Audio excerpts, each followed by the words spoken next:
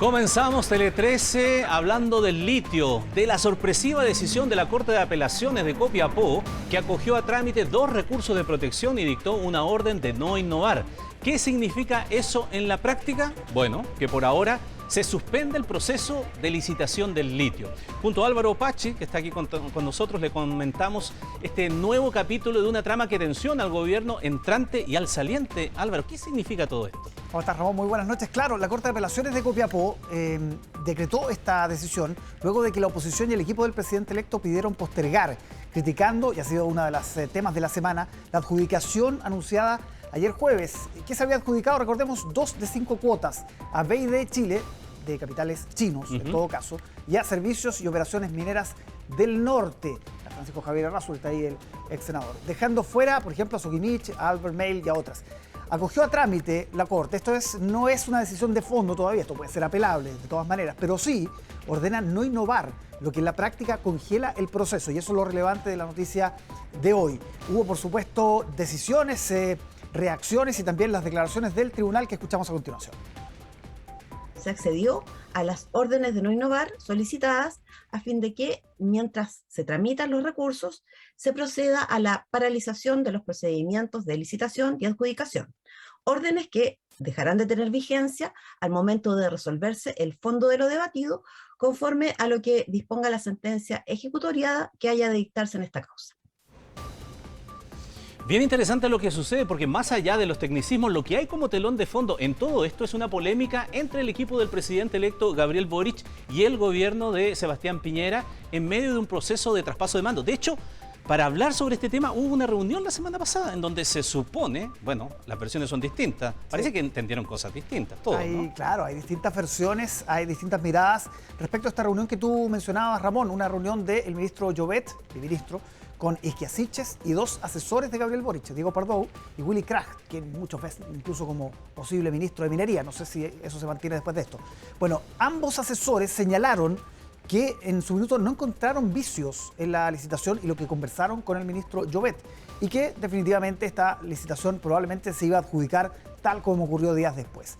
Esto generó, claro, un tremendo problema dentro de Apruebo Dignidad, voces más duras, por ejemplo, del Partido Comunista. Esta semana conversamos con Daniel Núñez en Tele 13 Noche, que decía, esto debe suspenderse definitivamente, porque no se está, por ejemplo, considerando a las comunidades locales, ni tampoco hay fondos para innovación y desarrollo. Sin embargo, finalmente Gabriel Boric, el presidente electo, se alineó con su coalición, ya ha negado diferencias. Ayer, de hecho, salió fuerte después del ENADE, lo contaste tú en Tele 13, a señalar que no hubo un acuerdo entre Apruebo Dignidad y el actual gobierno. Sí, definitivamente ellos esperaban que la licitación se suspendiera.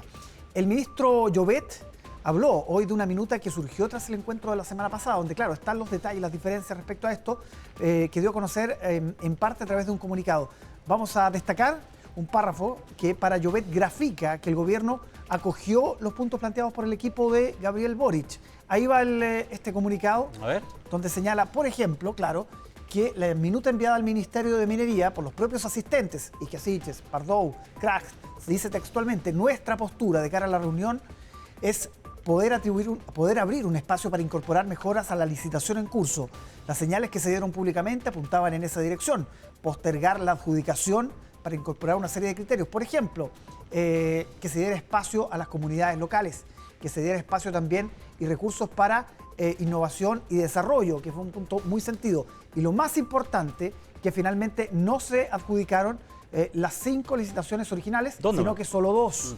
Y eso el gobierno lo consideró como un gesto, o definitivamente como que se había acogido lo que pedía Apruebo Dignidad. Lo que sucede además que a la salida de esa reunión, en las declaraciones, Isquiasiches habló de una reunión que calificó de cordial. Sí. Y habló de que se estaba hablando incluso de mejoras. Lo que pasa es que cuando uno habla de mejoras, pareciera entenderse que hay cierto acercamiento y no la posición primaria, que evidentemente fue pública, del gobierno entrante, de que no, nada de mejora, sino que retirar la licitación. Exactamente. Bueno, y Giorgio Jackson, que es hombre clave en el futuro gobierno, no sabemos bajo qué cargo, pero sí es la mano derecha de Gabriel Boric, ha dicho que la petición era postergar y que no hubo acuerdo, que fue lo que reiteró ayer Gabriel Boric al salir del ENADE. Por lo tanto, claro, se sigue enredando una tensión además que se ha mantenido durante toda esta semana entre el gobierno saliente, el de Sebastián Piñera, y el gobierno entrante de Gabriel Boric.